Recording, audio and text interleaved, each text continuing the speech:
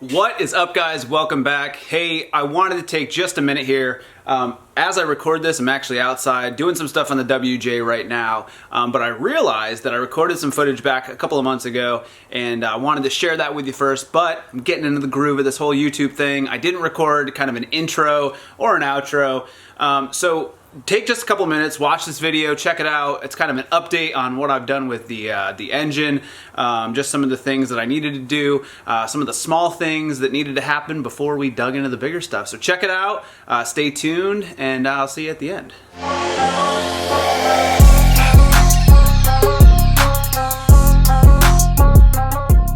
What's up, everybody? Welcome back to the channel. It's been a little while since I posted. There's been a lot going on, trying to get things up and running, but I wanted to give a little bit of an update. So obviously the Durango is something I want to be working on a regular basis, but in reality I damaged my Jeep. It was probably 6 months ago, maybe longer. I'll tell you the story briefly. I was driving down kind of a back road here, and it's pretty straight most of the way. So I'm doing like 60 miles an hour because it's a 55 mile an hour speed limit. So I'm doing 60 miles an hour. I got an email that popped through, looked down real quick, perhaps too long. I'd say realistically, I looked down for maybe that long, 5 seconds, 10 seconds. And when I looked back up, I realized I'd come to the end of the road and there's a big 90-degree turn there. I pumped the brakes a little bit, tried to start to turn. I knew I was going way too fast. I figured I needed to at least kind of brace for the impact. Luckily, it's a very rural road, so there's no other cars on the road. There's nobody in the other lane. And it's sand and a berm on the other side. So I kind of skidded across the road a little bit, hit the berm, bounced up. I'm really lucky because the Jeep was about sideways at that point. I'm pretty lucky that it didn't roll at that point, but it blew the front driver's tire right off the wheel. And then it dented my radiator pretty good. Or excuse me, not just the radiator, but the radiator support. So,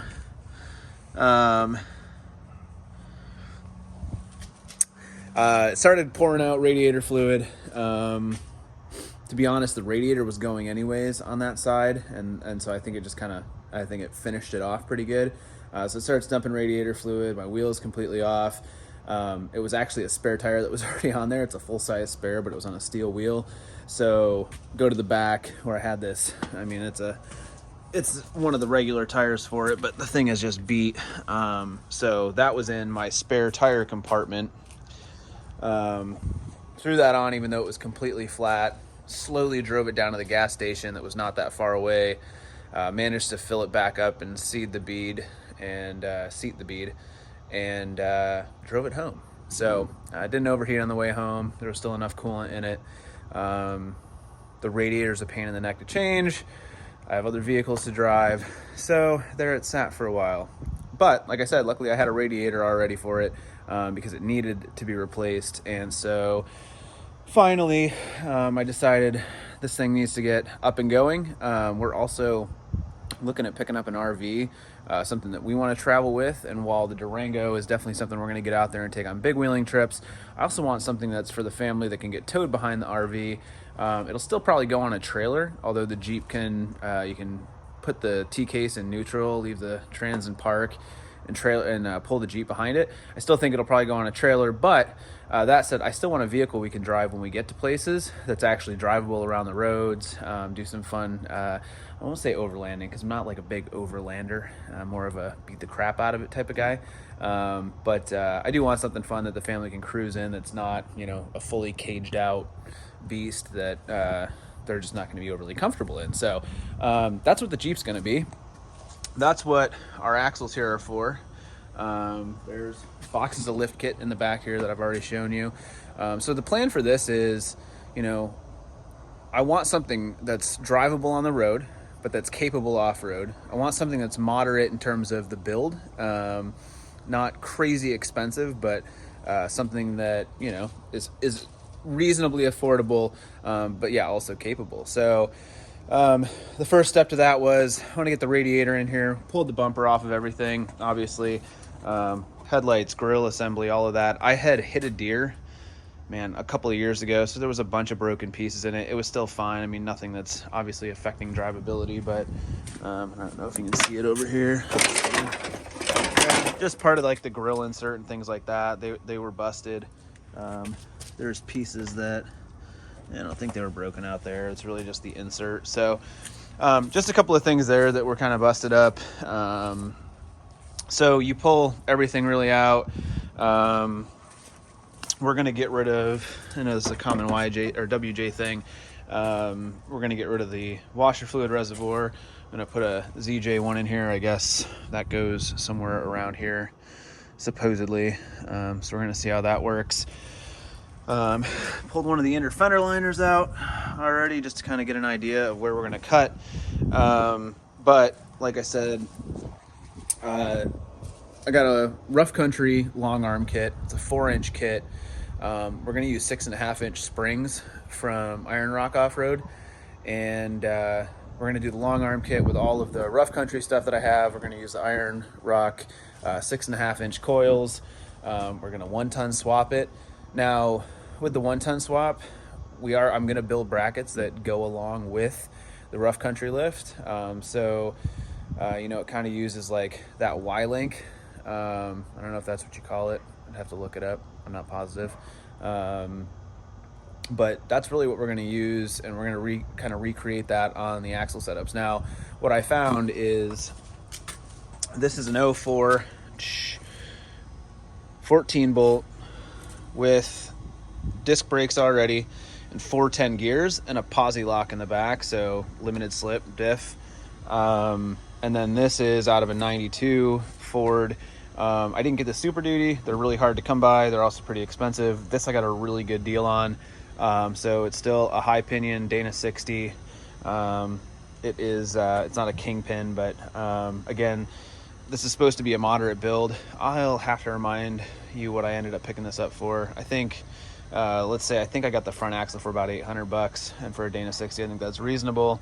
And then the 14 bolt, I think I got, I don't know, maybe $250, something like that. So I mean, I'm $1,000 into both of those, both disc brakes, both 410 gears front and rear, and then the limited slip in the rear. For now, that's what we're going to do. Eventually, I'd like to put lockers in them. I'd actually like to do ARBs, I think, front and rear, or the air locker from Yukon. Do a lot of stuff with Yukon. I'd like to use their products if I could. So we'll see. That's still down the road, but that's the idea. Is rough country, the long arm kit, 6.5-inch Iron Rock Off-Road coils, 1-ton corporate 14 bolt in the rear, and Dana 60 in the front. I've got steering links and things like that as well. So that's the plan. This is the way it needed to start anyways. We're going to do a bumper for it. Detail Fabworks. I really like his work. I like the front bumper. I think that's what I'm going to use. I mean, realistically, for the time it's going to take me to fab a bumper up, use the metal I have, I think it'd actually be cool just to order something from him and support a good company and someone doing their thing, especially in the WJ world.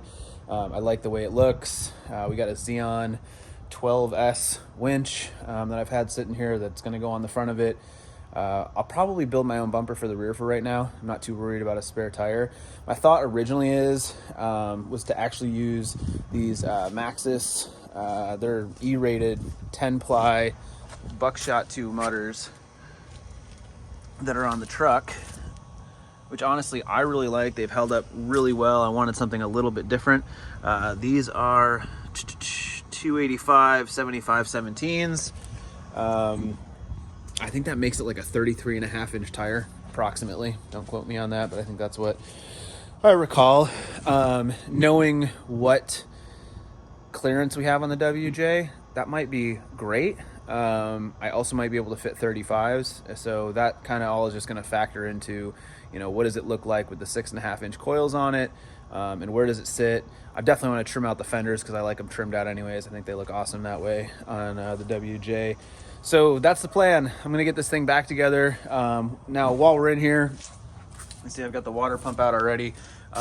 With getting all of this stuff out of the way anyways. It's pretty compact in here. So I'm going to replace the thermostat. We're going to do the water pump while we're in here. Just going to put a new belt on it, and we're going to clean a bunch of this up. It's just, it's been looking pretty gnarly for a little bit. So get that all cleaned up, get the new radiator in. And once this is all back and assembled, we'll start cutting out this front bumper. All of this needs to go away. The outside of this is going to get cleaned up. Like I said, we're going to get rid of the washer fluid reservoir and put in a different one. And we're just going to get going on it. I'm also going to get, I mean, if anyone's still running just this factory radiator, I don't know, cross member, I guess is all you would call it. It is really weak. I mean, I hit pretty good, but where I live, I kind of live in the desert. It's sandy. There may have been a rock out there, but it didn't take much to dent that. I'll put it that way. And with my off-road driving or some of the things I attempt, that's gonna get mangled real fast. So again, Detail Fab Works. I know he's got a radiator skid plate, so I think I'm gonna do that. I think I might just do the stubby bumper for now and not do the tube on it. I think I like the tube on it too, but for budget's sake, I think we might just start with that, see what happens. That's about it. I know that there's other things like raising the gas tank, so that's got a little bit more clearance. I don't think I'm going to do any of that right now. I think really we're just going to start with this. I know that one thing I'll probably have to address is where the 14 bolt meets with the gas tank in the back. There might be some things that need to be adjusted there. I don't know if I'm going to have to move it back. If I do, then we may just move it up and out of the way, and we'll cut out the floor and get rid of the spare back there. So we'll cross that bridge when we get to it. But I'd like to just start with kind of a basic build. I don't know if a 1-ton swap's a basic build, but I got everything here for it. We're going to get started on it. I'm going to get this front end back together, and we'll keep you posted. All right, so today, back trying to wrap this up, and I was thinking, well, let's get the water pump installed, and let's get the thermostat in there, and we should be good to go. But while I was thinking of it, I thought, probably want to do the timing chain. I mean, it's right there. Also, there's a lot of gunk and buildup. I mean, that could be from a lot of things. I've already replaced the valve cover gasket in this. I replaced the rear main seal and the oil pan gasket. But there's a lot of buildup there. So I thought, well, you know, I think this thing is, I think it's approaching 180,000 miles. If there is a timing chain failure, it usually happens from 150 to 175. So my thought was pull it off, replace it anyways. You might as well replace it and reseal it. So while I was doing that, however, as I start looking down here, that bolt is actually out and loose. I was tapping it with a screwdriver, and I noticed that you can actually see the threads on it, which is crazy. Not ideal at all. So yeah, this project just keeps getting a little bit more elaborate. I mean, it makes sense. If you're gonna do something, do it right? So I'm gonna go run and get the gaskets for it. It says you're gonna need the oil pan gasket, which I guess I can see at the bottom that it looks a little bit like that. Not thrilled about taking the oil pan off again because it's not really a fun time. Actually, I feel like it was a pain in the neck to get that oil pan gasket on there in the first place. So we're gonna check that out and see what's going on. But I'm gonna get the gaskets and we'll go from there. So stay tuned, see how this works out. All right, so went out and got the timing chain, the gaskets, the seals. But I just pulled off the harmonic balancer, and quite frankly, this seal looks like it's shot. Most likely that looks like where a lot of this buildup is coming from. And then this bolt, man, this is literally completely loose, which may be part of that problem as well. So yeah, this looks terrible. So I'm hoping that's where a lot of this is coming from. Personally, I think that it is. We're gonna really clean that up at the bottom too. So it says that, well, in O'Reilly's book, it says that you're going to need the oil pan gasket. I don't see why that would be the case. I changed that not too long ago, so I really don't want to change it again.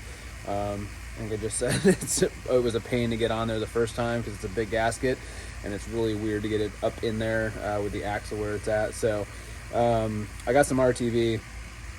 I've seen enough people say you just run a bead of that on the bottom, and that's really the only place where this goes. You're not really unbolting the oil pan anyways. There's a couple of bolts at the bottom, so we're going to tear this thing down, take a look at how the chain looks, and go from there.